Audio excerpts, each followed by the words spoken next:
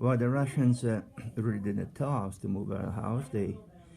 It was about 2 o'clock in the morning, exactly the February 10, 1940, when the whole squadron of Ukrainians, on the leadership of a Russian officer, came to the house and said, "Move out. You'll be moving out in 15 minutes." Well, everybody started crying because it's 2 o'clock in the morning in the middle of the winter. The Russian officer in charge was a quite decent man. He told my parents, "Well, you be going to be cold. Take all the warm clothes you can get, and as much food as you can carry." And he even gave us like half an hour to pack. We did, and they took us by the wagon to train station, which was about 15 kilometers away from the house, and loaded us on the cattle cars and slammed the door shut. And we started our trip to Russia.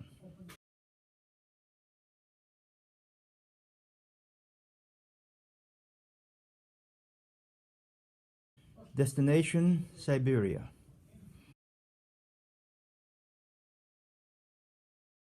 It's a forced labor camp. Of course, I was a child. I was not even 6 years old, 5.5 years old. And my parents and all adults were forced to work in the forest, cutting down the trees. Mostly men. Everybody was allotted a share of timber they have to cut down. And based on the amount of timber they cut down, food was rationed. So those who couldn't work literally starved. But as in any situation, the system was developed, but lots of cheating was done, and where the people who were watching didn't see. One case, like my uncle said, you have to have so many piles of wood for it to be inspected. But once the inspector passed that area, the people merely took the wood in the other place, and the same wood was counted twice. And that's how we survive. Sometimes you have to go. You have to be conniving. You have to be. You cannot give up. Those who gave up never left Siberia.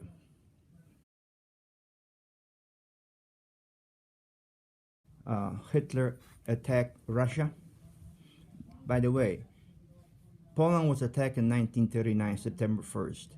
On September 17, Russia attacked Poland from the east. Yes. So we have two fronts. So Russia and Germany were friendly. However, Hitler decided that he didn't want the Russians as a friends. He attacked Russia at the end of 1940. We were there in Siberia already, and there is a Polish General Sikorsky with General Anders came to Stalin, who was a Soviet marshal in charge of Russia, USSR, and he told him, if you can allow us to, if you can release the laborers from Siberia labor camps, we can form an army and we'll fight Germans. We'll be fighting for you. And Stalin agreed. So my parents, my father and my uncles and everybody, every male, adult male who joined was released from the labor camps. So that's how we got out of Siberia. Once we crossed into Persia, we were under British protectorate. Brits provided food and transportation. So we went through Persia, we went through India, and then they took us to the safest place in the world during World War II, Africa, in the middle of the jungles. There were many Polish settlements. We were in one of those settlements for 6 years, wait until war is over. That's how we got out of Russia. Dad joined the Polish army, which was initially trained in Persia, and it was a Polish Second Corps, and very famous for its big Battle of Monte Cassino in 1945, I believe, in May, where they fought the German occupied the monastery on top of the hill. The Polish Second Corps, it took them about 2 weeks to recapture it. They lost over 1,000 soldiers, about 6,000 were wounded, but they were victorious. And then after the war, the whole corps was transported to England and disbanded.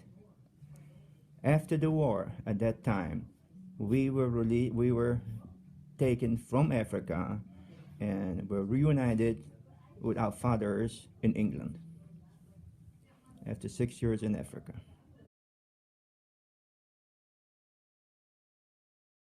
My mother had for an uncle in Detroit, and they were kept correspondence for a while. But my dad didn't want to wait for that, and he went through the channels. He found a sponsor in Texas, a rich farmer, who sponsored my dad. And with this paper, the Brits allowed us to migrate to United States to United States, to Texas, where we lived for 2 years. And my dad all the odd jobs, and I started to learn English. Because by that time I only knew 2 languages, Polish and Swahili. In 6 years in Africa. Oh.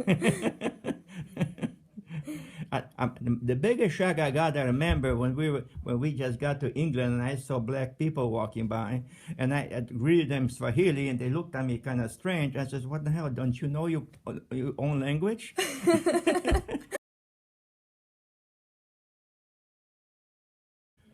Obviously, no, we grew up extremely poor.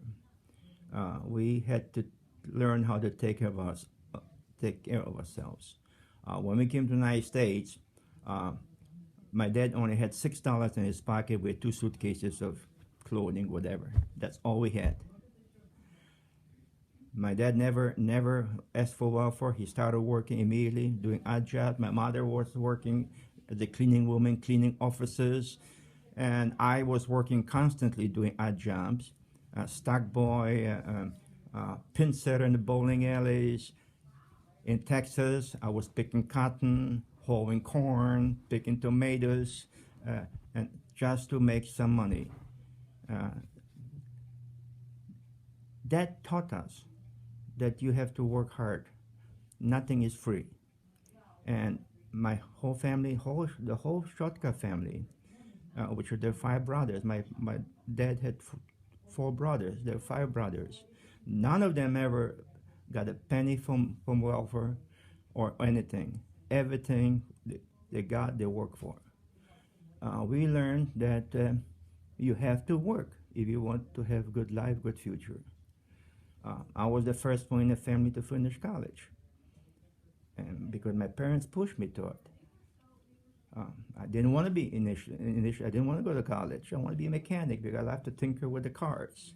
No, you got to go to college, and I went to college. I was the first one in the family to finish college. I went to University of Detroit, and they had ROTC program. I joined the ROTC program and became a cadet, and I chose Army rather than Air Force. Maybe it was a mistake, but anyway, I chose Army. After I graduated from college, I went to Fort Riley, Kansas for the 6-week basic training for ROTC cadets.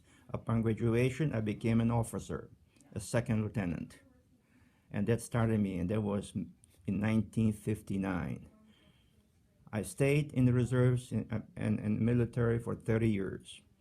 My last job was that of a brigade commander. I had a command over 1,200 people, and for 3 years I was there. I was the commander. by law, after 30 years, all officers must retire. After 30 years, the law caught up on me, and I retired from military.